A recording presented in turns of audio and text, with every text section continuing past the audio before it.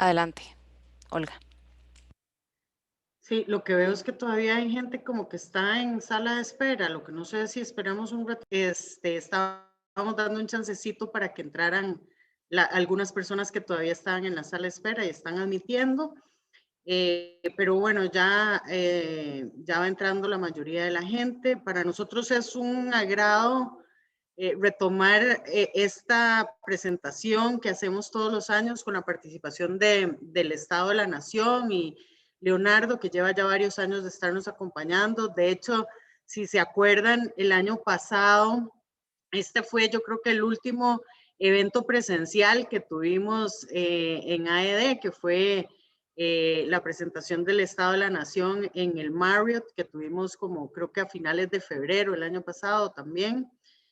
Y nos gusta comenzar el año con el informe del Estado de la Nación, con la participación de Leonardo para que nos ponga un poco en perspectiva qué ha pasado en temas de desarrollo sostenible, qué ha pasado en temas de educación, en temas económicos, en temas sociales, sobre todo este año, qué ha pasado en el marco de la pandemia y de lo que vivimos a partir de marzo del año pasado y cómo eso ha venido a afectar los indicadores que tenía el país y la situación en términos generales. Así es que, pues agradecerle como siempre al Estado de la Nación la anuencia a participar con nosotros de esta actividad, agradecer el interés de todas y todos ustedes que siempre también esperan con ansiedad. Ya arrancamos el año con la gente preguntando, ¿y cuándo es la presentación del Estado de la Nación?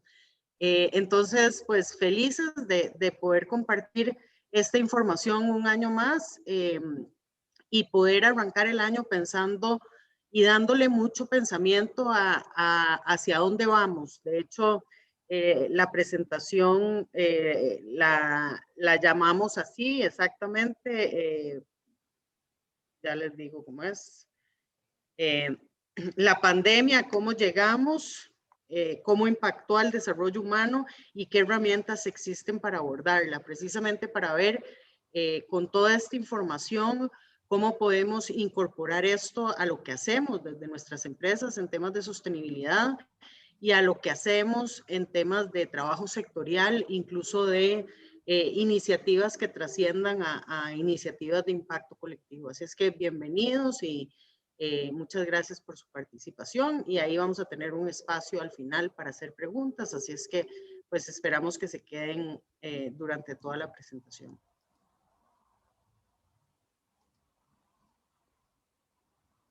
Arranco yo. Sí, adelante. Bueno, muchísimas gracias, ¿no? Muchas gracias de verdad más bien a ustedes por darnos el espacio de compartir los resultados de la investigación que hacemos. Este informe es un informe particular, cuesta hacerlo rápido, así que trato de juntar un montón de información y la razón principal es que aunque nos tocaba en noviembre salir con un informe que reportaba el 2019 y los inicios del 2020, pues se vino una situación inesperada como la pandemia y fue inevitable tratar de incorporar todo lo que fuera posible sobre lo que estábamos viviendo, casi que en tiempo real, pero con investigación. Fue algo complejo, pero lo intentamos y tratamos casi de cerrar edición en el último minuto posible en la imprenta para hacer una lectura inicial de lo que estaba pasando en términos, por supuesto, de la perspectiva del desarrollo humano que analizamos. El informe, estoy seguro que ya la mayoría lo conocen, pero siempre lo recuerdo por si acaso. Es un informe hecho en el marco de las universidades públicas con apoyo de la Defensoría de los Habitantes. Hace 27 años genera esta fotografía sobre el país que intenta mostrarnos cuál es el desempeño nacional en desarrollo humano y aportar instrumentos, herramientas de investigación que puedan favorecer, mejorar y avanzar en materia de desarrollo humano también. Así que voy a exponerles un resumen de este informe. He metido 3 o 4 cosas que ya hemos podido actualizar sobre cómo cerró el año. No en todos los casos la información está disponible, pero traté de actualizar algunas cosas. Antes de arrancar, digamos, si me escuchan bien, si está bien el sonido, la imagen de la presentación. Perfectamente, muchas gracias. Ok. Bueno, lo que vamos a responder básicamente es cómo estaba el país cuando llega la pandemia, ¿verdad? 2019, inicios del 2020, cuáles han sido los principales efectos que tuvo sobre el desarrollo humano al inicio la pandemia, la situación que tenemos enfrentando, y qué herramientas útiles podemos aportar para debatir y enfrentar esa situación desde la perspectiva del desarrollo humano y de la investigación, que es lo que nosotros hacemos, ¿no? Así que voy a empezar con la valoración general. Siempre empezamos con las conclusiones y tratamos de demostrarlas a lo largo del tiempo de la presentación con los datos, ¿no? Pero en el 2019 ya habíamos dicho que el país tenía un momento muy, muy delicado para su desarrollo humano, que las fortalezas históricas que teníamos estaban frágiles y vulnerables, y que en ese marco es que llegó el COVID-2019 y nos puso en una crisis bastante grave que, dependiendo de lo que hagamos y cómo reaccionemos, puede ser la crisis más grave de nuestra historia moderna. Todavía es temprano para afirmar si eso va a ser así. La pandemia nos generó impactos muy rápidos, muy profundos, en un momento sobre todo de poca capacidad de respuesta, en particular porque lo que pasó no solo fue pandemia, sino que se materializaron riesgos no corregidos en el estilo de desarrollo y en el desarrollo humano que arrastrábamos ya por algunas décadas. Nosotros habíamos puesto en el informe del 2019 esta frase que básicamente planteaba que caer o no caer en una crisis podía depender de factores ajenos a la sociedad costarricense. Por supuesto, no teníamos la menor idea de cuál iba a ser el desencadenante de marzo del 2020 con la pandemia, pero sí sabíamos que existía un caldo de cultivo para que cualquier crisis y cualquier alteración importante nos generara un impacto muy fuerte. Esa advertencia se concretó de una manera que, por supuesto, no teníamos claro. Es importante, y con eso cierro esta conclusión o esta valoración, que Costa Rica no está indefensa ante eso. El hecho de que ya tuviéramos problemas no significa que no tenemos herramientas para asumir lo que corresponda hacer y reaccionar, y eso pasa por la responsabilidad de los actores sociales y políticos y por una acción constructiva que trate de resolver, atender lo inmediato y también lo que veníamos arrastrando en el tiempo. Eso es a muy grandes rasgos lo que este informe como conclusión presenta, como valoración general, y lo vamos a desglosar en mensajes clave a partir de esta lectura general en 3 grandes secciones, ¿verdad? Cada una tiene 2 mensajes clave. El primero es el más largo para que no se asusten, pero la primera parte lo que vamos a hacer es responder cómo llegamos a la pandemia, ¿no? ¿Cuál es el marco en el cual nos cayó esta situación? Y sobre todo demostrar que las fortalezas que ya veníamos sintiendo frágiles y vulnerables estaban en un caldo de cultivo complicado. Esa es la primera parte que les voy a exponer, son los datos de cómo llegamos a inicios del 2020. Teníamos riesgos varios, diversos, que hacían que cualquier crisis nos pudiera golpear duro, ¿no? Y en este mensaje lo que hacemos es utilizar una metáfora que es como si el desarrollo humano fuera un edificio de varios pisos, ¿no? El primer piso es la base material del desarrollo. Son nuestro territorio, nuestros recursos naturales, lo que sustenta la producción y la vida social en el país, ¿verdad? Y que tenía debilidades importantes y riesgos importantes que teníamos que atender, ¿no? El país ha gestionado recursos naturales y territorio de una manera paradójica. Somos fuertes en conservación, pero débiles en patrones de uso del territorio. Como un ejemplo, el índice de desempeño ambiental que hacen las universidades de Yale y Columbia de los Estados Unidos, le pone una nota al desempeño ambiental del país y a varios de los temas. Lo que vemos aquí en el gráfico es que en 2 años perdimos puntos en algunos aspectos importantes: cuidado de la biodiversidad, calidad del aire, pesca, recurso hídrico, emisiones contaminantes, algo sobre lo cual el país tiene compromisos de peso, ¿no? Solamente en esos 2 años el país bajó 22 puestos en la ubicación mundial en el índice de desempeño ambiental. Es decir, tenemos debilidades. Un ejemplo nada más de estas tiene que ver con los patrones de uso energético que tiene mucho impacto porque es una de las principales explicaciones de nuestra huella ecológica. Lo que vemos aquí es el consumo energético derivado de hidrocarburos y otras fuentes. Y lo que podemos saber es que en el 2019, en un marco en que lanzamos una política de descarbonización y que el país tiene sus compromisos firmados de París, lo cierto es que consumimos más petróleo que en los últimos 15 años, ¿no? Y ese es un rezago clave para los compromisos internacionales que el país ya tiene.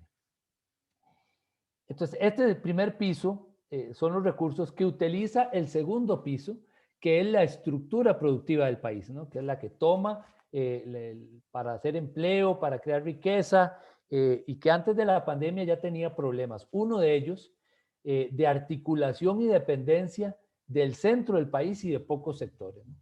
Vamos a ver cuáles son algunos riesgos que vulneran esta estructura productiva. Hicimos un análisis a partir del registro de variables económicas del Banco Central, que es una fuente que mide la actividad de las empresas privadas formales, es importante aclararlo. No es toda la economía, se pierde un poquito de alguna parte, ¿no? Pero es un indicador muy cercano a la actividad productiva. Lo que vemos aquí en este círculo, cada circulito que vemos ahí de color es un sector económico de una región concreta. Ahí están puestos algunos nombres como ejemplo, pero esos son los sectores de las regiones que ejemplifican la estructura productiva nacional. Con eso creamos una red de todas las transacciones, compras y ventas que realizan entre ellos. Eso que vemos ahí como una telaraña son todos los intercambios que hay entre todos los sectores. La mayoría pasa por la gran área metropolitana, que es lo que vemos abajo. Estos segundos son las grandes transacciones, que es menos del 1% de todas. Pero este último que vemos es las grandes transacciones sin la gran área metropolitana.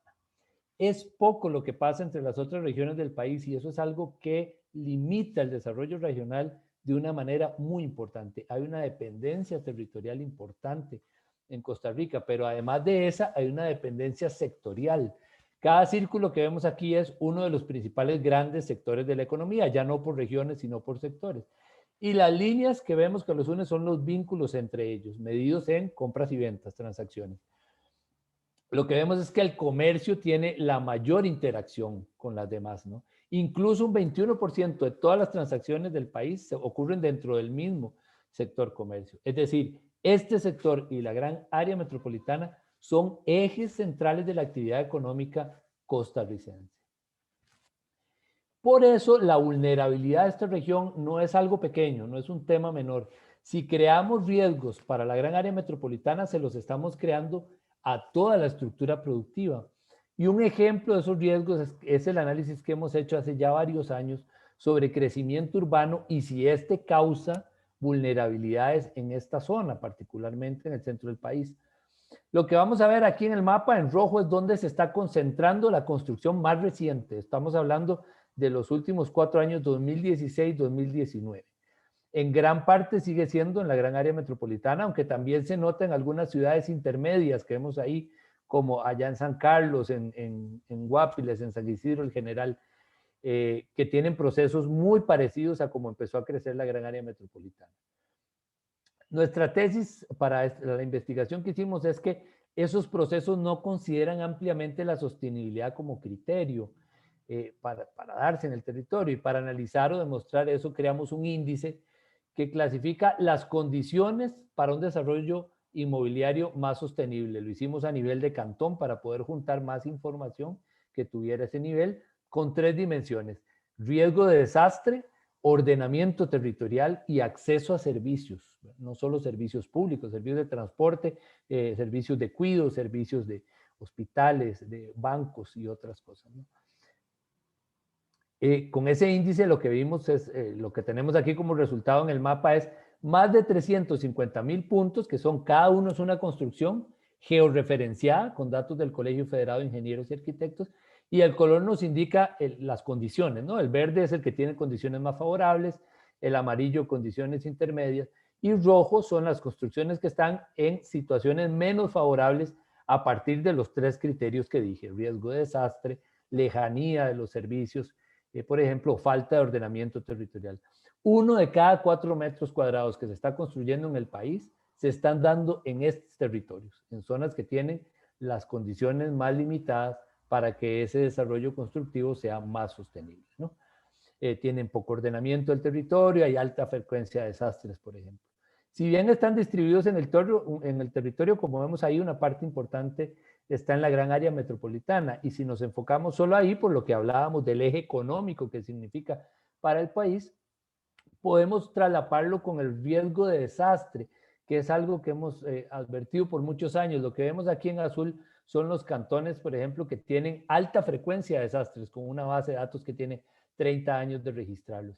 El 38% de todo lo que se está construyendo en estos 4 años, 2016-2019, se está construyendo en zonas donde hay alta frecuencia de desastres.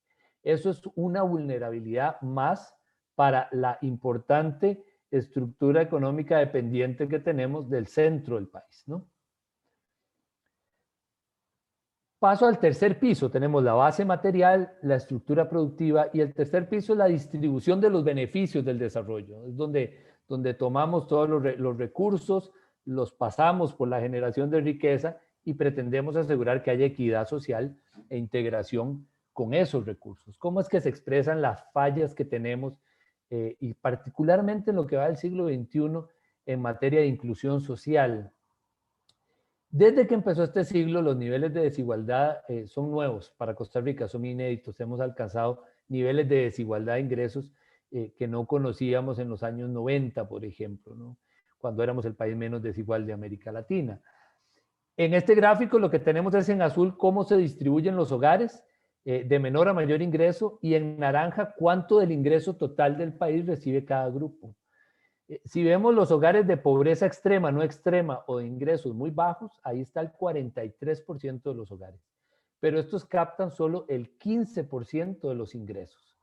En el otro extremo tenemos el sector de ingresos más altos, solo es el 6% de los hogares, pero acumulan casi la cuarta parte de todos los ingresos.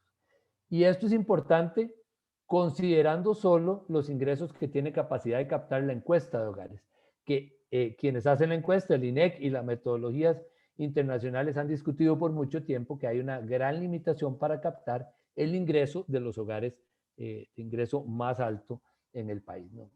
Considerando que esta es la información que tenemos disponible, hay una desigualdad en la distribución de los ingresos muy importante. ¿Qué la explica? ¿Qué factores afectan esa desigualdad de ingresos? En este gráfico vemos a la derecha factores que aumentan la desigualdad. Particularmente son los ingresos laborales de las personas calificadas, principalmente en el sector público, que es la barra más alta, aunque también en el privado y en el independiente. Es decir, la brecha entre calificado y no calificado pesa en todos los sectores. A la izquierda vemos factores que reducirían la desigualdad. Por ejemplo, un mayor ingreso laboral en los trabajadores no calificados y en especial en el sector privado. Ahí se marca el otro extremo de la desigualdad. Y las ayudas del Estado, que es la barra que vemos más abajo en el lado azul, que también aporta una solución, por lo menos a falta de que el mercado de trabajo logre resolver parte de esa desigualdad. Por eso hay un par de cosas que también son importantes: el cumplimiento del salario mínimo, mantener los programas sociales y revisar, por supuesto, los problemas que han generado esta brecha entre dos economías y dos sociedades, calificado y no calificado, cuando los vemos en términos de trabajo, ¿no? Esta desigualdad también tiene un color territorial. Aquí lo que vemos es el nivel de desigualdad salarial, valga decir, aquí estamos hablando de personas asalariadas, población trabajadora formal, por distrito. Ahí vemos que fuera de la GAM hay una menor desigualdad en términos generales, con algunas excepciones, pero los distritos más desiguales, que son los que vemos aquí en rojo, coinciden en gran medida con distritos también de alto nivel de desarrollo, en especial en la gran área metropolitana, ¿no? Es decir, nosotros tenemos ahí también sociedades muy partidas donde el problema no es necesariamente la cantidad de recursos a distribuir, sino también la distribución misma de estos recursos. ¿Por qué pasa esto? ¿Por qué reducir las desigualdades encuentra limitaciones estructurales? Para nosotros hay problemas en la economía y en el mercado de trabajo que no son fáciles de resolver y que arrastramos hace bastante tiempo. ¿Cuáles son algunos de esos factores? Insisto, estamos hablando antes de llegar a la pandemia. Un factor clave es la desconexión entre crecimiento y la generación de empleo. Recordemos que ya la economía venía desacelerada antes de la pandemia. El año previo cerramos con el crecimiento del PIB más bajo en las dos últimas décadas, 2.1, con excepción de la crisis 2008-2009. Pero además, eso se acompañó de una escasa creación de puestos nuevos de trabajo. Lo que vemos aquí es el resultado neto de los puestos de trabajo, cuántos hubo nuevos y cuántos se perdieron.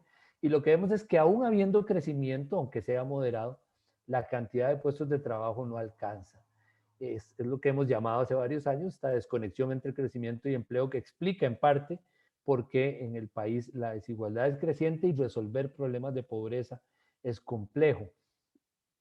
La consecuencia más esperable de esto es que terminamos 2019 y 2020 lo empezamos con desempleo en niveles históricos. Vean que esto es importante resaltar lo que estamos hablando antes de la pandemia. El primer trimestre del 2020 ya teníamos un nivel histórico de desempleo. Hay más gente buscando trabajo, pero menos gente que encuentra puestos nuevos, y eso hizo que alcanzáramos un 12.5 en el primer trimestre antes de la pandemia en el 2020. Es decir, teníamos niveles históricos de desempleo que complicaban las cosas. La falta de oportunidades que esto significa incrementa mucho la informalidad, que es uno de los grandes problemas laborales, ¿no?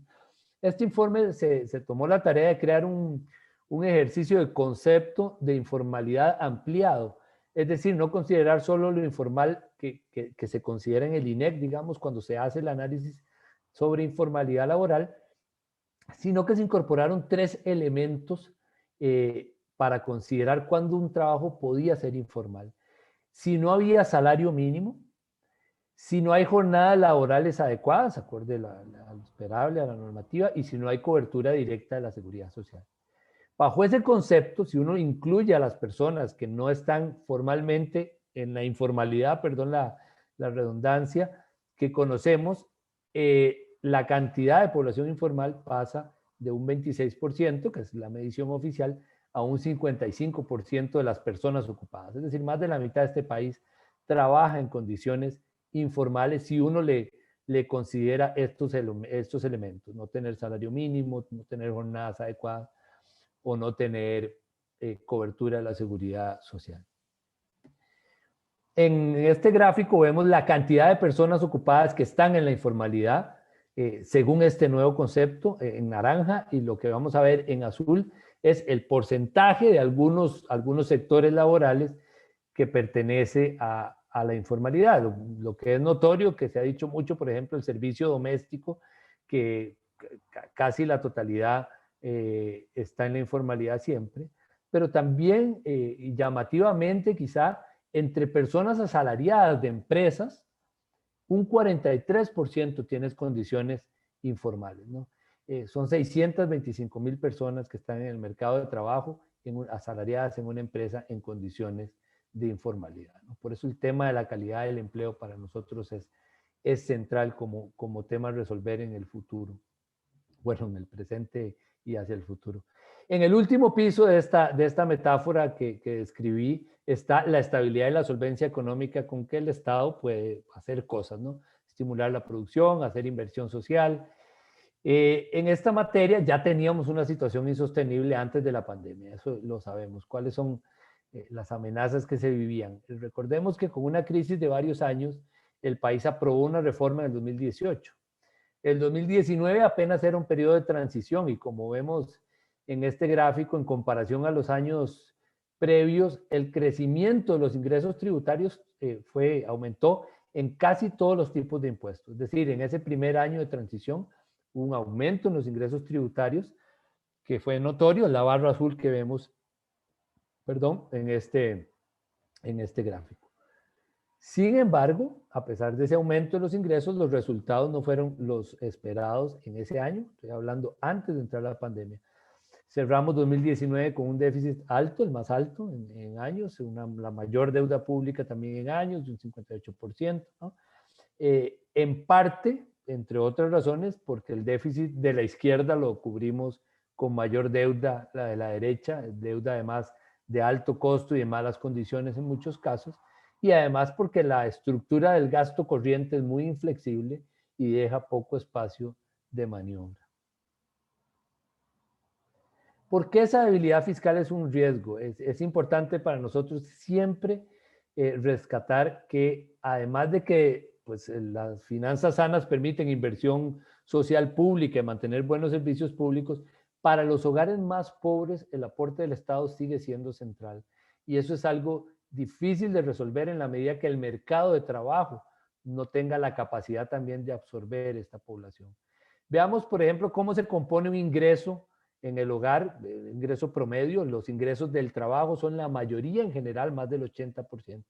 Pero también hay otros ingresos, como las transferencias estatales, sea en dinero o en especie que reciben los hogares. Aquí podemos ver la distribución por diferentes grupos, de menor a mayor ingreso, de izquierda a derecha, por quintiles, de cómo está compuesto el ingreso de los hogares. Si vemos el peso que tienen las transferencias estatales en el quintil más pobre, es muy grande. Esa es la segunda fuente de ingresos y es el 16% de los ingresos. Si no hay suficientes oportunidades laborales en el país, que es, insisto, uno de los grandes temas que hay que resolver como sociedad, ese aporte es muy relevante para contener una mayor pobreza, sea con o sin crisis.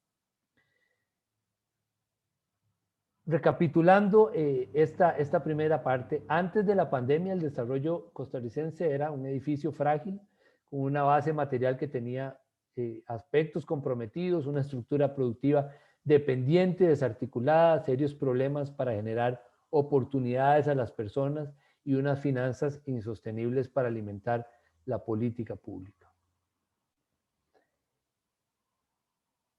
Quien administra este edificio es el sistema político, ¿no? Que estaba superando antes de la pandemia un bloqueo político de varios años para tomar decisiones, sobre todo en el poder legislativo y en las relaciones entre el legislativo y el ejecutivo. Eso es algo positivo, pero que no evitó adversidades para mejorar el aporte que hace la democracia al desarrollo humano.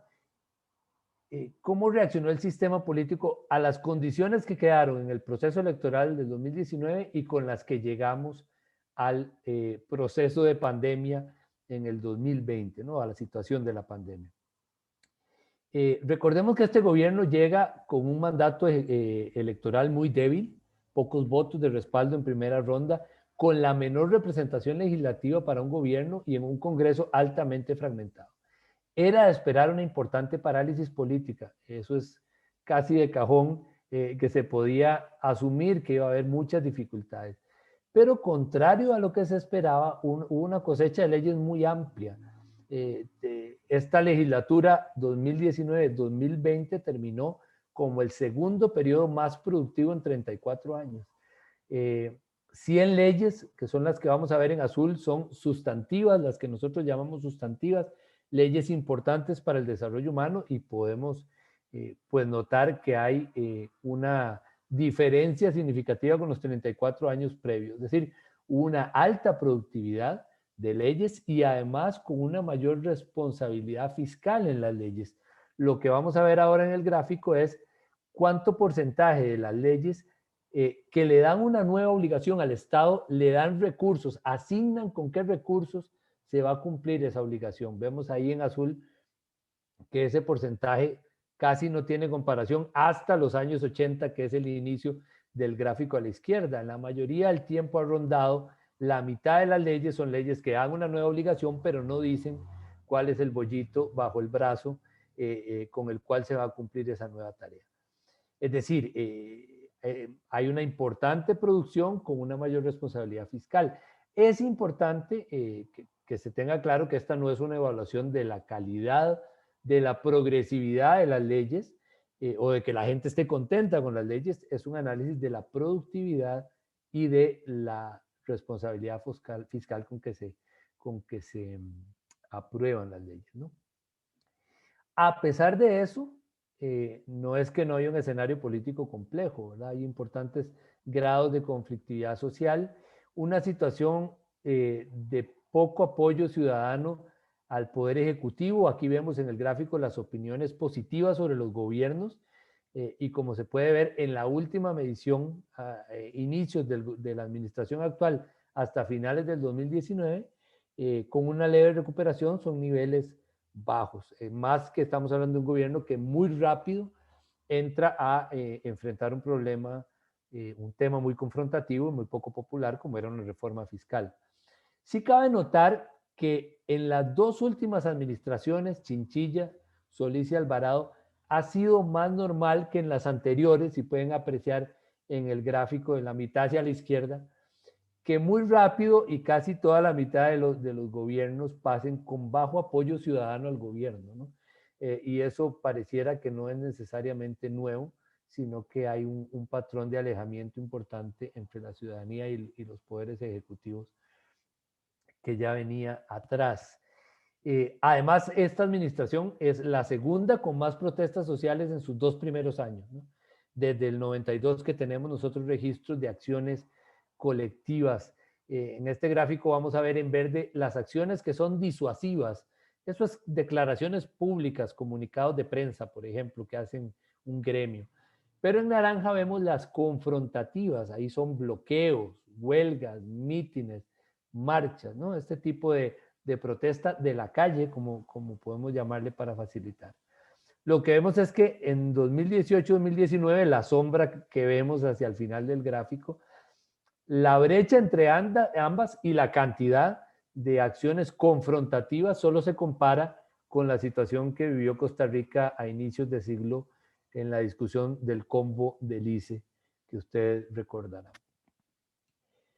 Es decir, aunque algunos acuerdos funcionales desentrabaron el sistema y permitieron tomar decisiones y tener una alta productividad de leyes, hay debilidades en los fundamentos de la democracia para resolver problemas de fondo, como los que hemos repasado en toda esta primera parte. Y con esto cierro esta sección que nos recuerda y nos analiza cómo llegamos a la situación de la pandemia y qué tan vulnerable era el desarrollo humano para recibir una crisis como la que vendría. El caldo de cultivo que teníamos para reaccionar pese a las fortalezas históricas que tiene Costa Rica. En esta siguiente sección vamos a ver cómo en ese contexto la pandemia nos dio un golpe gravísimo, fiscal, social, productivo, que insistimos en llamar, dependiendo de cómo reaccionemos, que todavía estamos en medio del proceso, la crisis potencialmente más grave en mucho tiempo y quizá en la historia moderna. Esta sección tiene pues información hasta donde fue posible analizar y alguna actualizada, pero es claro que todavía estamos en el proceso y que es muy pronto para medir los efectos que va a tener la crisis al final, ¿verdad? Podemos ver el impacto y que el impacto fue muy rápido y negativo sobre el desarrollo humano y que eso ya lo podemos registrar como se plantea en este mensaje. ¿Cómo está golpeando, por ejemplo, la economía que ya era frágil y que ya estaba desacelerada antes de la pandemia? Por ejemplo, en este gráfico vemos el nivel del índice mensual de actividad económica. Y lo que vemos en la última barrita azul es el primer ejemplo de cómo en los 3 primeros meses de la pandemia la economía retrocedió en capacidad productiva casi 5 años, que es esta línea que vemos que nos tira 5 años atrás. Es decir, el impacto es muy grande y muy inmediato en los primeros meses. Se puede ver hacia el final del gráfico, ya hacia noviembre del 2020, una recuperación importante, aunque todavía, incluso en el caso de la última medición que ahí aparece, alcanzamos los niveles previos a la pandemia. Esto estamos hablando del nivel de actividad económica medido con el índice mensual. Este comportamiento tiene diferencias y particularmente podemos ver diferencias en la recuperación a lo largo del 2020 entre sectores de acuerdo al régimen, ¿no? El régimen especial, particularmente zonas francas que vemos aquí en negro, que tiene también un golpe a inicios del 2020, lo recupera un poco más rápido, y vemos que el régimen definitivo tiene una recuperación un poco más lenta. Abajo hay dos comportamientos un poco distintos entre la recuperación que ha mostrado el sector más pegado a zonas francas y al sector externo también que el régimen definitivo. El impacto fue muy notorio para algunos sectores en particular, en especial los relacionados con el turismo, con transporte, ocio, comercio. La mayor caída que vemos en la barra de arriba en el gráfico en su producción fue el sector de alojamiento y servicios de comida, más de un 40% de caída en su producción en el 2020. Ya esto es con los datos cerrados del 2020 de producción, ¿no? Es decir, hay un golpe muy grande en eso.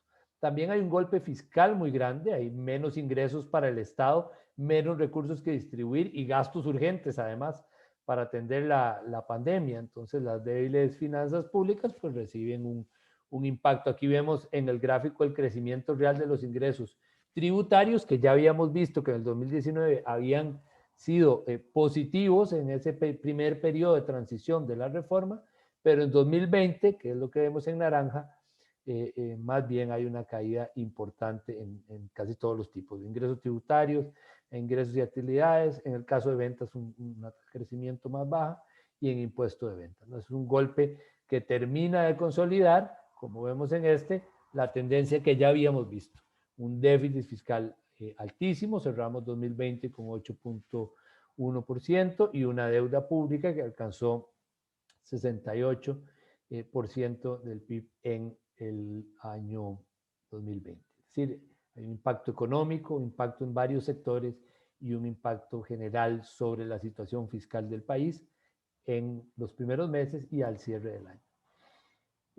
Para los hogares, el efecto también ha sido notorio en el empleo y en los ingresos particularmente, ¿verdad? ¿Cuáles son algunos de estos impactos más inmediatos? Solo en el segundo trimestre del año, el desempleo se duplicó.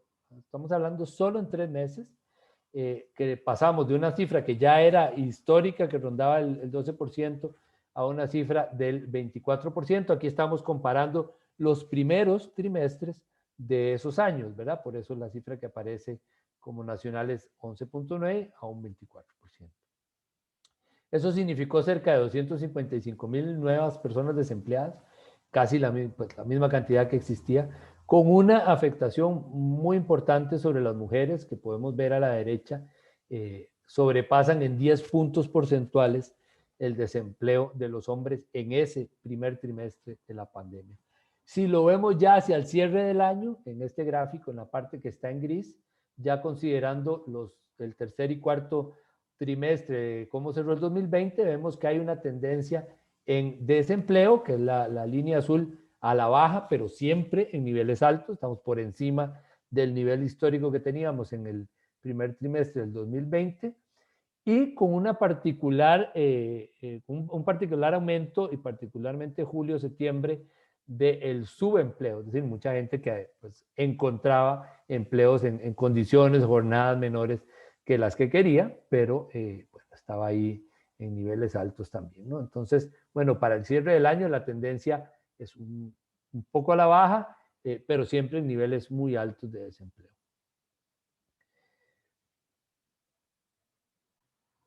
Perdón, se me quedó pegado. Por supuesto que hubo un reflejo en pobreza inmediato, ya la medición del 2020, que es solo una tomada alrededor de junio en los hogares, publicada en octubre por el INEC, las cifras de pobreza, después de que tenían casi 25 años de rondar el 20% de los hogares, pega un salto a un 26.2%, algo que no se veía hace casi 30 años,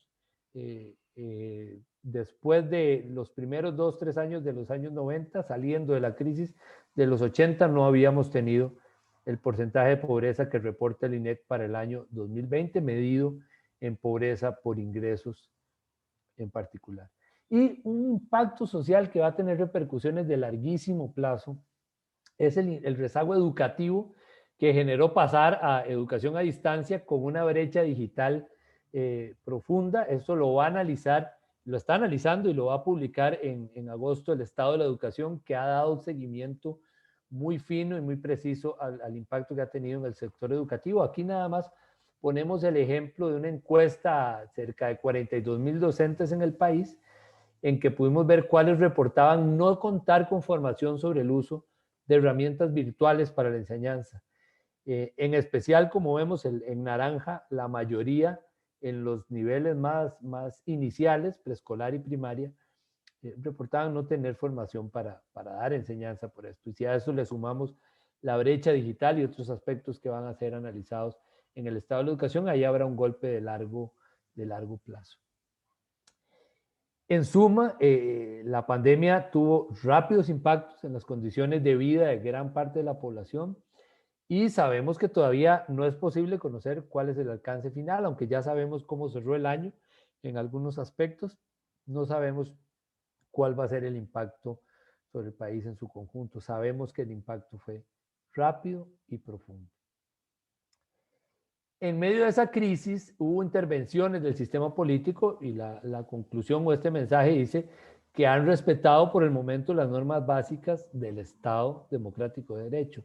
Eso no sé si nos suena a poca cosa, pero en un estudio comparado que pueden revisar en el capítulo político, hay países donde la solución de la crisis no siempre se hace de esta forma, ¿no? Sin embargo, eso no hace que no haya cada vez retos más complejos, mayor conflictividad, más dificultades, entramos a un proceso electoral. Es decir, esta lectura es una lectura muy parcial de algo que está en desarrollo, que es cuál es la respuesta política del país a la crisis, ¿no? Y hay que tomarlo como una lectura parcial, inicial, de las primeras respuestas. ¿Cuáles fueron esas respuestas? Bueno, el país tuvo que tomar medidas, por un lado, para contener contagios, tratar de evitar pues, las muertes, la saturación de los sistemas de salud, y por otro lado, para tratar de mitigar los impactos sociales y económicos que estaba teniendo la atención de la pandemia, ¿verdad? Desde el 6 de marzo, que inicia este proceso en el país, y hasta agosto, cuando pudimos cerrar este conteo, se habían decretado 513 medidas para atender la pandemia, ¿no? Lo que vemos en este gráfico es quién las tomó. Las entidades públicas según la cantidad de medidas que tomaron para atender la pandemia. Ese es el tamaño de estos círculos. Las líneas son las alianzas que había para cada una de las medidas, ¿verdad? Sobresale, por supuesto, el Ejecutivo, el Central, Ministerio de Salud, la Comisión de Emergencias, la Caja, como es de esperar en una emergencia sanitaria en los inicios de su atención. Uno puede notar una menor presencia de las entidades encargadas, por ejemplo, de la política económica, sobre todo al inicio. Habrá que ver ya analizando el final del año y lo que llevamos de si eso se comportó igual. Una de las medidas más importantes fue el bono proteger. El bono proteger, que hay que entenderlo, no era una medida para atacar pobreza, era un subsidio temporal para las personas afectadas laboralmente por la situación particular de la pandemia. Entre abril y agosto, cuando cerramos el conteo, se habían recibido casi 1 millón de solicitudes de ese bono. Como vemos aquí, es una mayor proporción de mujeres que de hombres, personas con bajo nivel educativo, 7 de cada 10 eran personas que no tienen secundaria o que menos de secundaria incompleta, y la mayoría son personas trabajadoras informales, independientes o personas que fueron despedidas en este contexto de la pandemia, ¿no? Al cierre del informe se había otorgado el bono al 59% de esas personas. Vamos a analizar más a fondo en el próximo informe los resultados finales de esta política. El legislativo también tuvo que tomar decisiones para atender la pandemia y lo hizo en parte con una gran cohesión partidaria, algo que no sabíamos si era esperable. En este gráfico podemos ver un comportamiento particular. Lo que tenemos arriba son las jefaturas de fracción, cada uno es la persona jefe de fracción, jefa de fracción, y abajo el resto de diputados y diputadas. Y lo que vemos es cómo se comportaron el voto sobre las leyes de atención a la pandemia específicamente. Ahí lo que vemos es que prácticamente todos los partidos tuvieron un comportamiento alineado de votar como su jefatura en las leyes que atendieron la pandemia, con la excepción del PUSC, que mostró divisiones más particulares entre sus diputados y diputadas y la jefatura de fracción. Algunas de esas leyes, valga decir, demostraron que se puede negociar y aprobar cosas muy rápido. Algunas tomaron 5 días de negociación en leyes que se adoptaron de inmediato para atender la pandemia. Por supuesto que las implicaciones de largo plazo que vayan a tener esta legislación o hasta dónde van a llegar o qué alcances va a tener es algo que hay que analizar con el tiempo. Fueron leyes inmediatas para la atención de la particular situación de la pandemia. Esta respuesta institucional no ha estado exenta de reacciones en la ciudadanía, como es evidente, de muchas tensiones, en particular en torno al tema fiscal, cómo atenderlo, o el financiamiento para afrontar la crisis, ¿verdad? Que son temas, o las medidas para atender la pandemia que han generado conflictividad. Entonces, veamos cómo ha sido la respuesta que tuvo la ciudadanía. En los primeros 7 meses del año, el país tuvo 101 protestas sociales. Con base en 28 años de registro hicimos este ejercicio del gráfico, que es cuál es la proyección del número de protestas que habría un escenario sin pandemia, y en azul cuál fue el dato real. Ahí es curioso notar que las restricciones iniciales y que el inicio de la pandemia genera una especie de tregua en un momento que particularmente suele ser de mayor conflictividad, pero esa tregua ya para mayo aproximadamente empieza a mostrar tendencia a subir. Aquí lo que estamos viendo, insisto, es el número de protestas sociales que comienza a acercarse hacia mediados del año a lo proyectado, ¿no? Estas son protestas contra las medidas para atender la pandemia, atención de los efectos en algunos sectores o para el tema fiscal y de financiamiento, ¿no?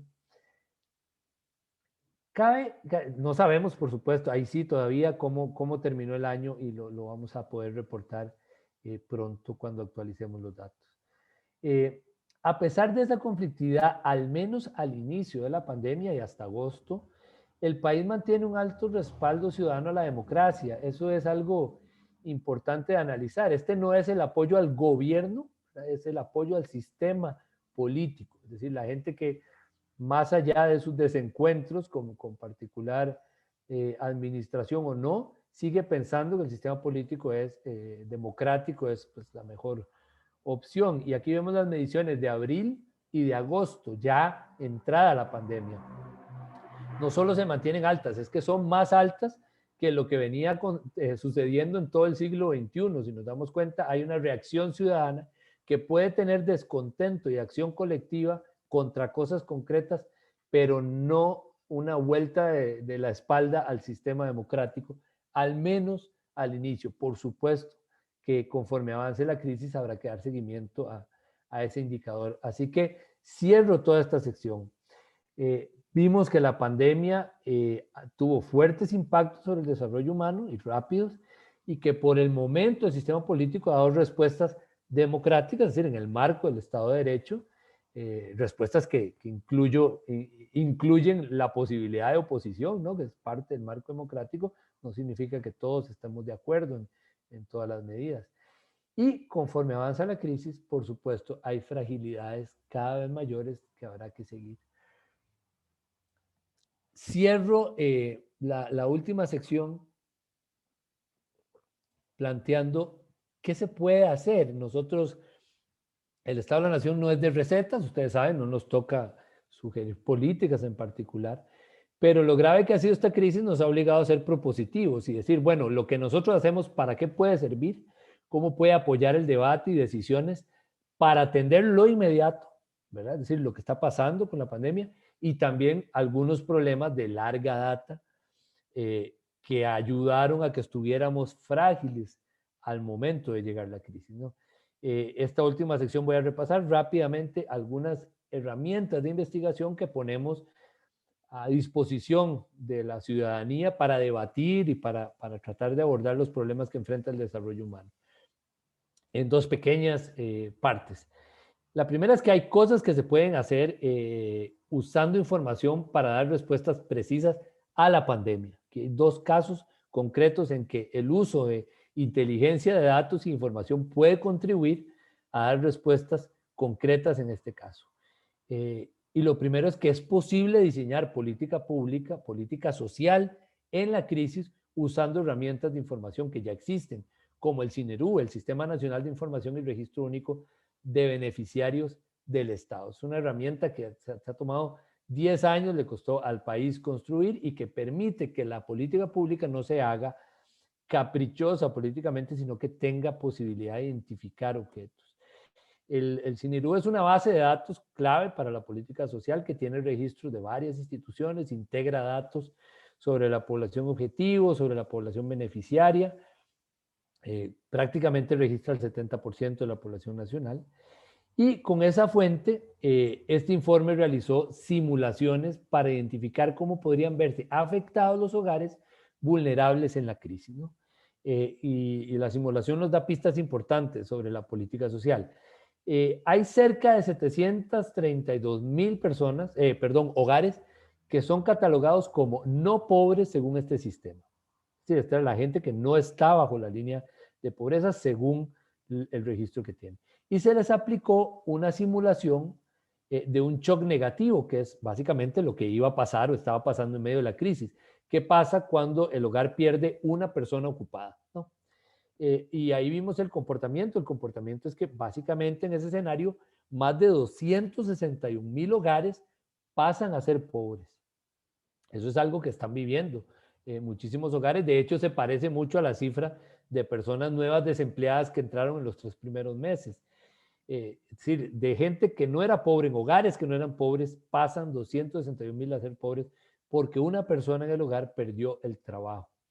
Aplicamos a ese grupo, ¿verdad? Al grupo que había entrado en la pobreza en esa situación particular, un shock positivo que era el bono proteger, un bono, una transferencia económica parecida al bono proteger, ¿no? Que con la transferencia más pequeña, que eran 60,000 colones, 7% de los hogares salen de la pobreza, y con la transferencia más grande de 125,000 colones, 27% de los hogares salen de la pobreza, ¿no? Eso lo que nos evidencia es que el bono no es un asunto de solución de la pobreza, sino que era una contención inmediata a la situación de pérdida de empleo, pero que se deben reforzar estrategias para la recuperación de empleo y para los ingresos en los hogares pobres, ¿no? Es decir, una herramienta relevante para entender el impacto de la medida, pero también las necesidades de la política social. También es posible analizar los efectos de algunas medidas con uso de información. Nosotros tenemos varios años de venir trabajando con Waze, la aplicación Waze, con colaboración del MOP y del Colaboratorio Nacional de Computación Avanzada.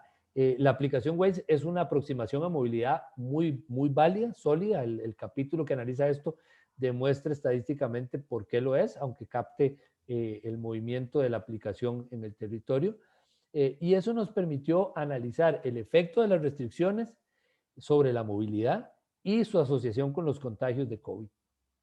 En este gráfico lo que vamos a ver es cómo las restricciones cambiaron la movilidad, midiendo su cambio con respecto a los 2 primeros meses del año antes de la pandemia, ¿no? Es decir, aquí tenemos una primera etapa que va cuando se empezaron las restricciones y hasta Semana Santa, que es el momento más restrictivo que hemos tenido. Hay un 94% menos de movilidad y de congestión vial, digamos, medida por congestión vial, que en los 2 meses previos a la pandemia. Cuando se flexibilizaron las medidas, la movilidad creció entre mayo y junio a cerca de la mitad de un periodo normal, sin pandemia. Luego crecieron los contagios y se decretó aquella semana de cerco epidemiológico en la GAM, que volvió a bajar los niveles de movilidad, un 88% con respecto a antes de la pandemia. Y luego se fue dando una apertura progresiva, con en agosto algunas restricciones fuertes, pero que mantiene niveles cercanos hacia final de año, aquí llegamos hasta octubre, de congestión vial respecto al periodo previo a la pandemia. Es decir, las diversas restricciones a la movilidad que se dieron, que no solamente son la restricción vehicular, sino el cierre de ciertos negocios durante un tiempo, la autocontención de las personas, ¿no? Hay un conjunto de factores que bajan la movilidad y se puede medir con varias herramientas, y esta es una de ellas, ¿no? También tratamos de asociar la presencia de casos nuevos de COVID con estos indicadores de movilidad y congestión vial y otros aspectos. Esto es con un modelo de regresión que tratara de ver estadísticamente qué pasaba en las relaciones entre variables, ¿no? Lo que vemos aquí hacia la derecha es cuando la relación es positiva entre una variable y otra.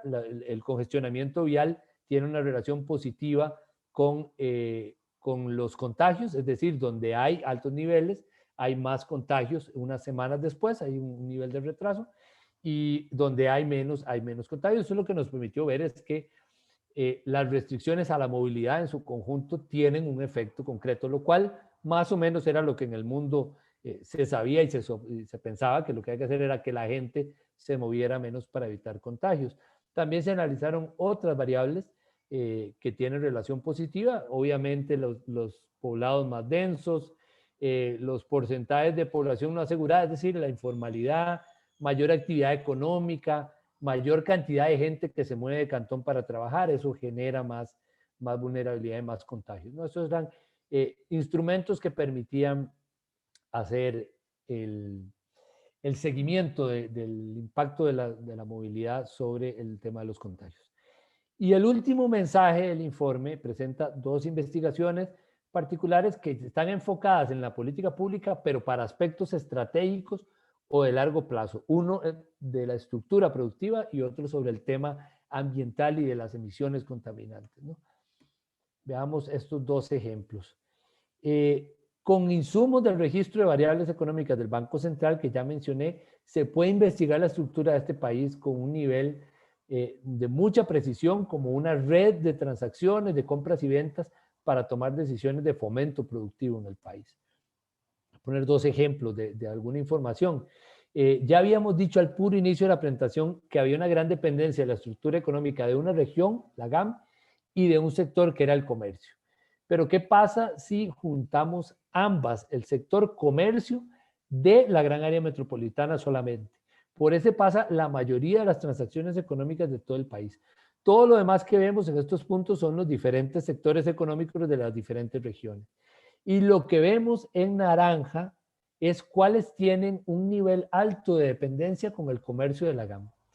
Eso es una gran vulnerabilidad, es decir, si se cae el comercio del centro del país hay un impacto obvio en toda la economía, como de hecho pareciera estar sucediendo a primera vista durante la pandemia, cuando el comercio del centro del país también ha sido afectado. Estos son vulnerabilidades importantes para responder a la crisis en términos de desarrollo local y de la economía regional del resto del país, que no es la gran área metropolitana. Ese análisis también nos permite ver la dinámica interna de algunas regiones, de cada una de las regiones, ¿verdad? Aquí vemos como ejemplo la región Huetar Norte. Cada uno de estos es un sector, el tamaño del círculo es el peso que tienen las ventas, en las ventas de la región, y las líneas son con cuáles sectores tienen vínculos o transacciones. ¿Ve? Aquí, por ejemplo, entre el comercial y el agrícola es donde hay más vínculos económicos, ¿no? Esa información de ese tipo nos puede permitir una política de reactivación que ponga esfuerzos en aprovechar y fortalecer los vínculos que ya existen en cada una de las regiones internamente y no solo con relación a la gran área metropolitana. Me estoy pasando 5 minutos, pero esta es la última investigación y cierro la presentación. También se pueden sustentar datos para hacer algo en materia de emisiones, ¿no? Y ahí, sobre todo en la flota vehicular, que es nuestro principal emisor.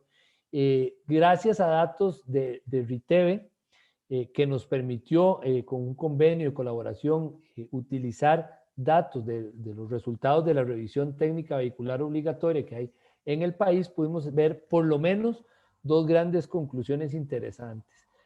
La primera es estimar el tema de los vehículos diésel y su aporte en materia de CO2. Los vehículos diésel son solo el 20% de todos los vehículos del país, ¿verdad? Son una parte pequeña de la flota si se ve en términos de cantidad de unidades. Los vehículos particulares son la mayoría.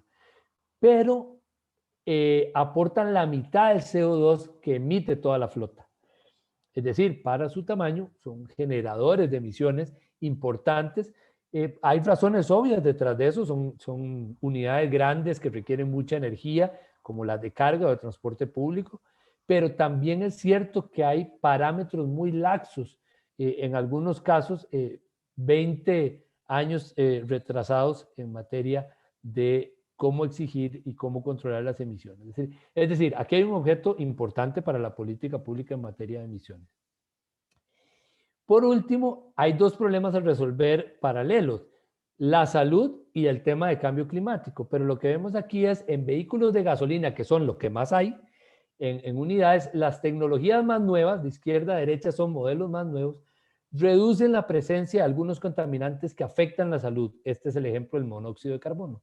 Pero aumentan las concentraciones de CO2 que son los principales causantes del efecto invernadero y del cambio climático. Es decir, pareciera imposible tecnológicamente resolver ambas cosas si la apuesta sigue siendo crecer y crecer y crecer en vehículos particulares y no transformar eso en medidas de transporte público masivo, por ejemplo, que favorezca resolver más problemas. Así que recapitulo estos últimos dos mensajes. Se pueden hacer cosas, debatir, diseñar políticas con base en información, tanto para la crisis como para los problemas de largo plazo. Y hay herramientas para hacerlo. Hemos visto algunos ejemplos que el Estado de la Nación pone a disposición del país en la medida de sus posibilidades. Es innegable que el país pasa por una situación seria, pero nosotros queremos cerrar con un mensaje positivo, es decir, que es posible evitar una gran crisis para los próximos años y que hay herramientas para impulsar una reconstrucción que favorezca el desarrollo humano. Pero eso requiere la responsabilidad de los actores sociales y políticos, con dos advertencias importantes que este informe percibe y hace. Primero, evitar la tentación populista o autoritaria que en algunas situaciones de crisis en algunos países es tentadora, ¿no? Segundo, entender que salir de esta crisis implica recuperar el terreno perdido, pero no volver a la situación anterior. Hay que resolver problemas de fondo del desarrollo humano y prepararnos mejor para algunos cambios que afronta el mundo, por ejemplo, en el mundo del trabajo. Esta es nuestra portada y con esto cierro. Es un gesto que no es de derrota, que pese a las graves circunstancias demuestra que intenta ilustrar que Costa Rica no está condenada a sufrir un retroceso irreversible en su desarrollo humano, que en medio de la tormenta pues hay formas de buscar horizontes, de tomar luz dentro de lo que hemos hecho, de los logros históricos y encontrar caminos para resolver parte de los problemas, teniendo siempre en mente a las personas y a los sectores que suelen ser caras vulnerables y afectadas en las crisis. Muchas gracias por escucharme. Me pasé 8 minutos del tiempo que me habían planteado, pero bueno, quedo a las órdenes de ustedes para cualquier consulta o comentario.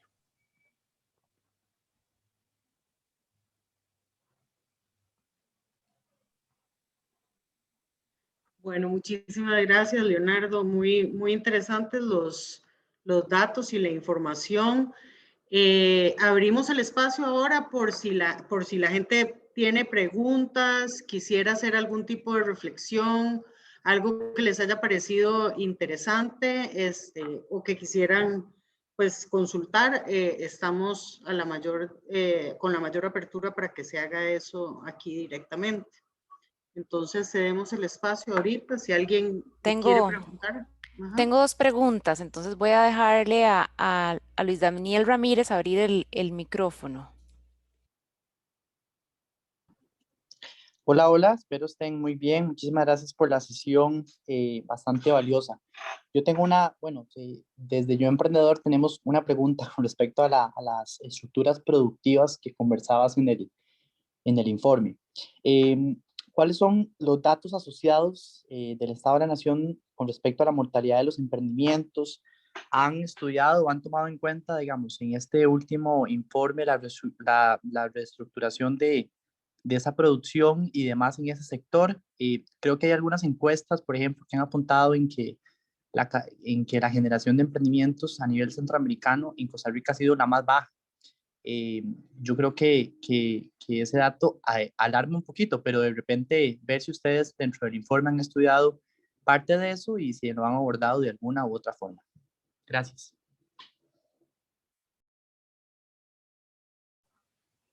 Gracias. Sí, este año en particular no fue un énfasis como fue en el informe 25, en que hicimos una investigación grande sobre el tema de empresa, incluyendo microempresa y análisis de supervivencia. Se hizo territorialmente, se hizo por tamaño. Creo que me acompaña a quien le pedí, Pamela Jiménez, en el set aquí de personas, que es la investigadora principal del capítulo económico. Ella te puede ampliar un poquito si está ahí, porque son tantas que no lo veo, pero ella puede responderte un poquito con detalle lo que encontramos, pero sí es un tema que hemos analizado.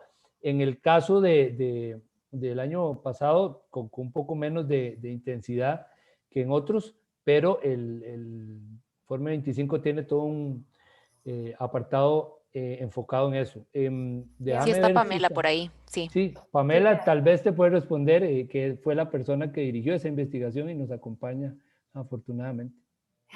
Sí, efectivamente con la misma fuente de información que comentó Leonardo, el Registro de Variables Económicas del Banco Central, hicimos un estudio a profundidad sobre la sobrevivencia de las empresas. No fue un estudio de emprendimientos, que fue un poco la pregunta específica, sino más la probabilidad de sobrevivencia de las empresas según tamaño, según regiones.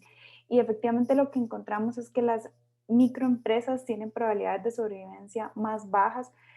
A los 5 años de operar, la probabilidad de sobrevivir de una microempresa es de un 66%, mientras que para una empresa grande es de un 95% y una empresa pequeña es de alrededor casi un 90%. Y a los 10 años, o sea, que una microempresa logre llegar a los 10 años de operación es de un 50% la probabilidad. ¿Qué quiere decir eso? Que efectivamente la mortalidad de las microempresas es alta. Ahora, eso lleva a un tema muy importante con la pregunta, que es la parte de emprendimientos.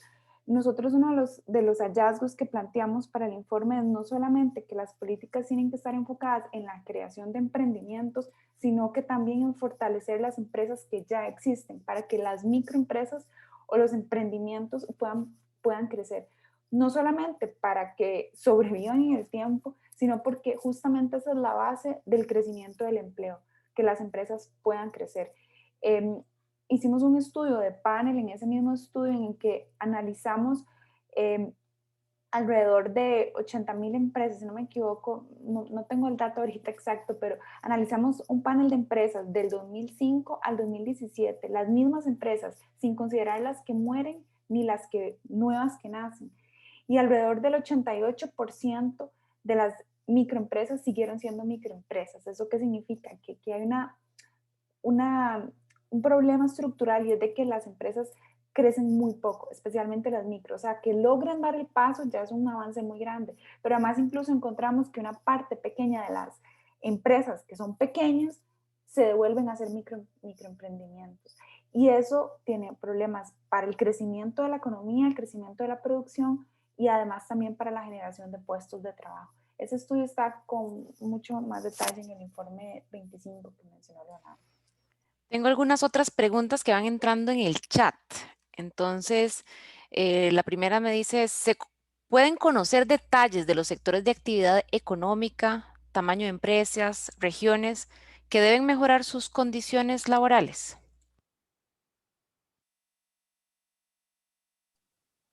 Se refiere al estudio de informalidad, sobre informalidad que pusimos ahora, que menciono ahora, pregunto. Me Cuando imagino dicen mejorar las condiciones, digo, no sé si es me algo muy imagino que amplio. podría ser, sí. Sí, no, ese tema tiene elementos agregados, es basado en encuestas del INEC, no se puede decir cuáles son las empresas en particular. Sí se puede ver los grandes sectores de la economía en los cuales están las personas. Acuérdate que el análisis sobre las personas que están en condición informal, no sobre las empresas o sobre el sector en particular. Viste que sí están grandes sectores como servicio doméstico, etcétera, pero sectores más finos, como por ejemplo, si son empresas solo de comercio, empresas, no estoy seguro. Déjame, mientras veo las preguntas, voy a consultarlo, pero sé que no hay un gran nivel de detalle porque son datos agregados de encuestas del INEC sobre grandes sectores y la condición de las personas trabajadoras, ¿no? Muchísimas gracias. La de Celso Vargas también, Celso, si quiere ampliar, ¿verdad? Y luego abrimos el micrófono para doña Francia. ¿Cuáles fueron los riesgos materializados no corregidos? Y habla sobre los que comentó al inicio de la presentación, pero no me ha hecho referencia exactamente a cuáles. No sé si Celso, que está por ahí, quisiera ampliar, o si Leonardo le agarra exactamente la pregunta. Creo que lo entiendo, pero si entiendo bien, es todo lo que conformó la primera sección, que que planteaba cuáles son los riesgos con los que llegamos a la pandemia y pues, en medio de una crisis se materializaron como problemas. Pongo nuevamente y rápidamente algunos ejemplos. El tema fiscal. El tema fiscal, incluso con reforma, no estaba corregido en el largo plazo. Había problemas en el lado del gasto que todavía estamos discutiendo hoy. Hay problemas en el lado de los ingresos tributarios que todavía no están totalmente resueltos. El país tenía una estructura de endeudamiento compleja que no se iba a resolver de un año a otro por la reforma, por ejemplo. Y todo eso pues, es un riesgo que te causaba la vulnerabilidad de que una crisis de tipo económico, internacional, nacional, que te golpeara de manera particular, se te iba a materializar en algo más grave. Bueno, eso sucedió. En este caso particular con la pandemia, eso afectó nuevamente los ingresos, complicó, necesitó nuevos gastos, hubo menos que distribuir, se necesitaron recursos para atender la situación y no había y no hay una situación fiscal corregida. Y eso no nació con la pandemia, teníamos 20 y pico de años de estar hablando de corregir la situación fiscal. Ese es un ejemplo, como puedo poner el tema de la desigualdad de ingresos en el país, es un problema estructural que teníamos materializado hace rato, el tema de la calidad del empleo, veníamos creando cada vez más una franja de población en la informalidad que cuando cabe en una situación como esta se ve profundamente afectada y que no teníamos corregido. El país no estaba generando puestos de trabajo estables y de calidad. La gente estaba tratando de trabajar en condiciones informales cada vez con mayor peso. El tema de la sostenibilidad ambiental, por ejemplo, también no hemos corregido 40 años de un tipo de crecimiento urbano que genera vulnerabilidades. De pronto llega una situación compleja como esta que le puede sumar a la vulnerabilidad económica, por ejemplo, un tipo de riesgo de desastre que en el marco del cambio climático golpee más la economía o impida tener acceso al agua para atender hasta la situación higiénica y sanitaria, perdón. Entonces, creo que es básicamente lo que planteé en la primera parte, que eran riesgos y debilidades del estilo de desarrollo que se nos complican al momento de llegar a la crisis y se materializan. Digamos, teníamos 20 años estancados en pobreza con alrededor del 20%. El mercado de trabajo no lo estaba resolviendo y la política social lo que hacía era contener peores escenarios. Bueno, llega ahí una crisis que hace perder a 6 puntos porcentuales de la población empleo, obviamente pega un golpe del que ahora volver va a ser lento y complejo, ¿no? No sé si me explico, pero es básicamente lo que desarrollé en la primera parte. Muy bien, muchísimas gracias. Ahora voy a dejar a doña Francia Linares encender su micrófono para que haga la consulta. Gracias, buenas tardes y gracias por la presentación general. Una consulta en relación con la participación del sector de las ONGs en todo el informe. Que si bien es cierto, las ONGs no somos un sector, digamos, tan representativo como las empresas privadas, pero sí tenemos una participación importante en el país y además en el año de la pandemia, pues hubo ayudas sumamente importantes que se dieron a través nuestro. Entonces, ¿cuál sería, digamos, la participación? ¿En qué parte del informe se podría ver esto? O si no se está considerando y por qué no se considera. Gracias. Gracias. Sí, no hemos hecho un análisis del rol de las organizaciones en particular. Nosotros lo que hemos hecho análisis reiteradamente es de la acción colectiva cuando existe y de la cual una gran parte viene de organizaciones de ese tipo. Pero no ha sido, no tendría una respuesta clara de por qué, tal vez no ha habido una sugerencia de abordaje para el tema que nosotros hayamos entrado. Lo puedo pasar la inquietud a quien coordina, por ejemplo, el capítulo político, porque no es un tema que hayamos puesto así junto, como decir, análisis del rol de ONG, no lo hemos hecho. Lo que hemos analizado es como de la participación ciudadana de una manera un poquito más generalizada. Así que no tengo como información sobre eso y voy a pasar la inquietud de que podría ser algo interesante que analizar, porque me parece recordar, salvo que se me escape, por lo menos en los últimos años, que no lo hemos hecho tampoco. Quizá en el 2001 que se hizo una auditoría ciudadana sobre la calidad de la democracia y se habló de organizaciones de la sociedad civil, poquillo más ampliamente, pero estoy hablando de hace 20 años, así que no, pues no se vale ya, digamos, traerlo a colación. Buenísimo, muchas gracias. José Alberto Fonseca pregunta si consideran ustedes, con la información que tienen, si son las políticas públicas suficientes para cambiar la matriz energética. Bueno, es una pregunta con truco y es una buena pregunta porque se requieren políticas públicas para cambiar la matriz energética, pero como toda política pública tiene que estar acompañada, por ejemplo, de cambio cultural en la población, en materia de comportamiento de patrones de movilidad, por ejemplo, o de consumo. Puede implicar cambios institucionales necesarios en algunas de las entidades que manejan el tema, sea las que manejan la parte eléctrica, que es una cuarta parte del consumo, o los que manejan la parte de hidrocarburos y de transporte, que podrían decirse que son políticas públicas, pero políticas más interinstitucionales que pueden ser relevantes. Pero sí, quizá la respuesta es no son suficientes si no van paralelas de un cambio en el comportamiento de los actores económicos y sociales y de los patrones ciudadanos. Pero bueno, eso es algo que también la política pública tiene que estimular y que publicar. Digamos, no es suficiente si yo pongo alternativas de transporte público que resuelvan realmente si la gente no se pasa. Pero no le puedo pedir a la gente que se pase si no tengo alternativas de transporte público. Y eso es un poco política pública. Entonces, mi respuesta más honesta sería, porque no le hemos contestado así en el informe con esa pregunta.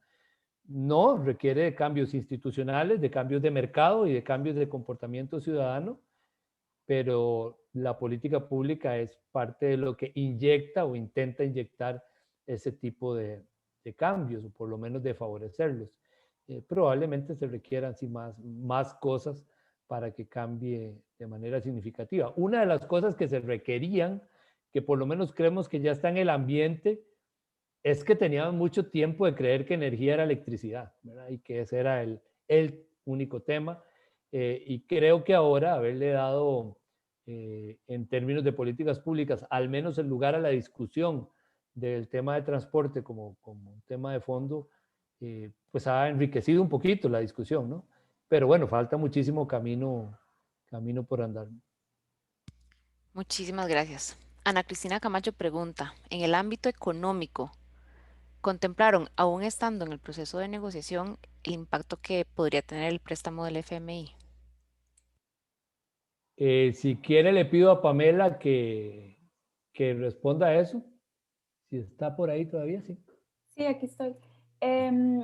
No, o sea, en realidad el impacto del préstamo todavía no es como que se ha contemplado porque es algo bastante reciente, pero en el capítulo sí se abordan, pues se hace una contabilización de los préstamos internacionales que ha adquirido el país. En términos generales, la mayoría de estos préstamos, más allá del ingreso de recursos, que son importantes, pero no resuelven el problema estructural del financiamiento y de las finanzas públicas, pero envían señales importantes al mercado, entonces tienden a mejorar un poco la facilidad para que el gobierno consiga más recursos y que eso eventualmente pueda generar una reducción del déficit fiscal y una mejora en la deuda.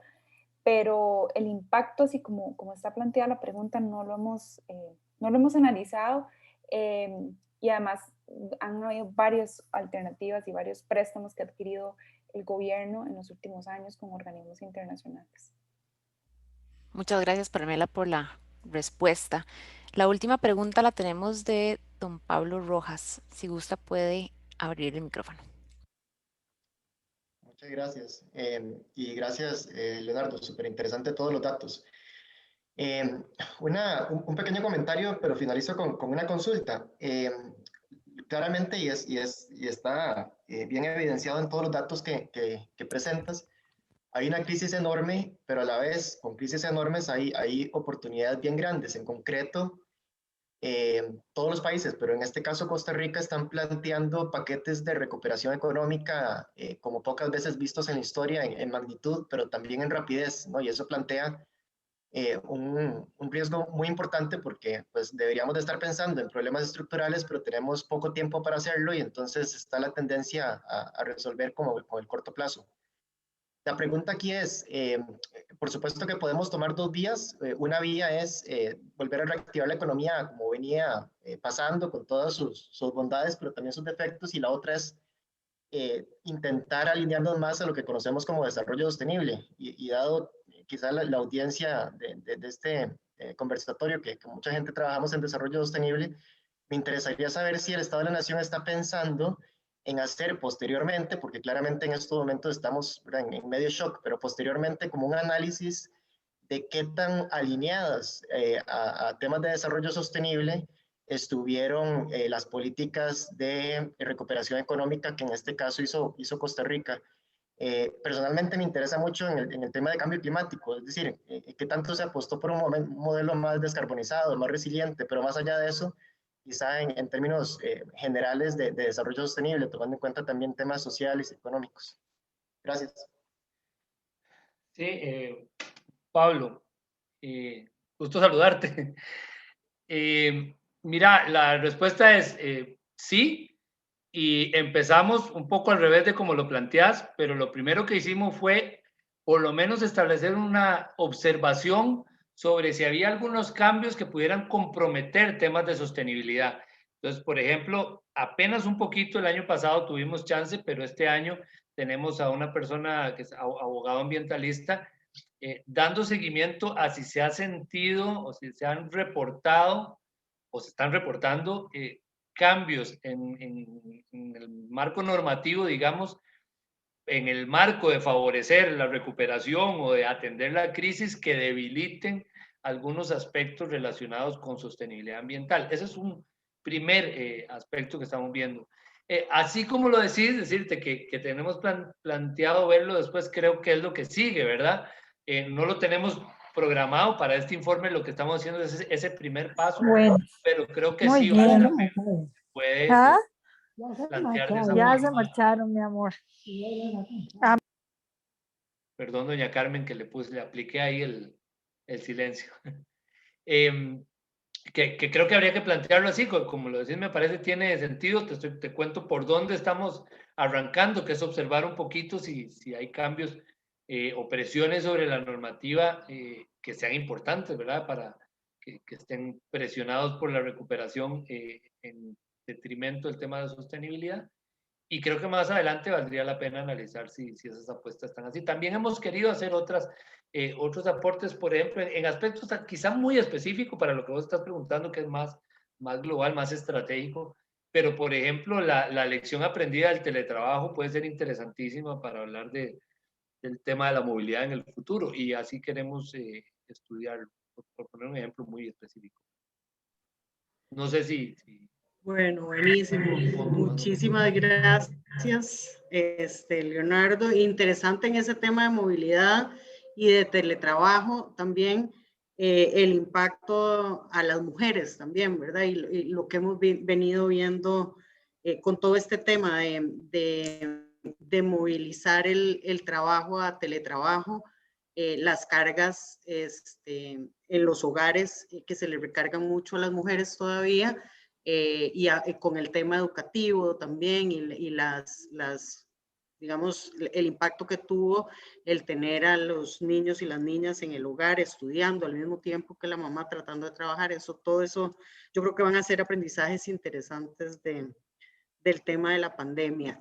Para cerrar, no sé si todavía sigue don Franco Pacheco, el presidente de AED aquí, y vamos a ver si nos da unas palabras. Sí, claro, aquí estoy. Buenísimo, adelante. Muchas gracias a todos los que nos han acompañado esta tarde en la presentación. Muchas gracias por la excelente presentación, Leonardo. Muy interesante los datos que nos has compartido. Sin duda, seguimos teniendo importantes retos, pero también es halagador ver que hemos tenido importantes logros. Han sido tiempos sumamente difíciles para todos y, bueno, Costa Rica, por lo visto, en algunas áreas ha podido y ha sabido manejarlo y enfrentarlo. Y a eso es casualmente a lo que se refiere la responsabilidad social empresarial a la que nosotros promovemos desde la Alianza Empresarial para el Desarrollo desde AED. Así que muchísimas gracias por la presentación. Vamos a seguir manteniendo este tipo de investigaciones y este tipo de webinars que nos sirven a todos para mantenernos actualizados y bien informados del acontecer de Costa Rica, de lo que ha pasado y de lo que está por venir. Muchas gracias y muy buenas tardes. Muchísimas gracias a ustedes. Gracias, hasta luego. Hasta luego.